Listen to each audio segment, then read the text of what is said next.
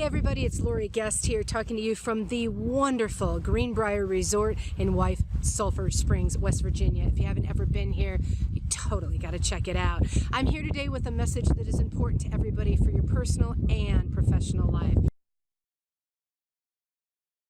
Anyway, I'm here speaking for a dental conference, and I flew in 2 days ago and grabbed my rental car at the Roanoke Airport and headed on my way. I'm chugging along doing fine, and then all of a sudden, there it is, the flashing lights of a state trooper behind me. I couldn't believe it. I'm driving on a ticket right now, and so I had already set my cruise control right at the speed limit, so there is no way I was getting pulled over for speeding. Well, it turns out I wasn't. Instead, I didn't have the lights set on automatic on the rental car. I was running with my day spots, which means that at night, nobody could see my taillights. I handed the police officer my license. He went to go make sure I'm not a fugitive, and then I took a selfie. And I did it because the wall of lights and the blue flashing lights, well, I knew there was something I'd do with it later, but I didn't realize that the police officer saw me do it. He came back and handed me my license back, and he said, "Well, Ms. Guest, you're free to go, but please make sure when you post that picture later, you say something good about me." We both had a laugh, and I went on my way, but he got me to thinking. How often do we not ask for what we want? See, I did post later and did exactly what he asked me to do. Well, then the next day, I took a wonderful carriage ride through the Greenbrier property.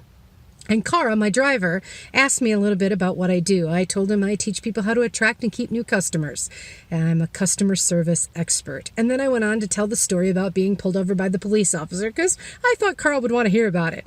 But what's interesting is that when we got back, we took our picture in front of the horses, and then Carl turned to me and he said, "Ma'am, could I ask you a favor?" And I said, "Absolutely." He said, "When you speak to that big room of doctors tonight, would you please tell them that they should come see Carl and go for a carriage ride? Because I'd sure hate to have them miss it." Fantastic. See, he asked for what he wanted. Both of them did. When is the last time that you asked a friend or a family member to do what you needed without having them try to read your mind? When's the last time that you asked a customer to make another purchase or a new customer to engage in your organization?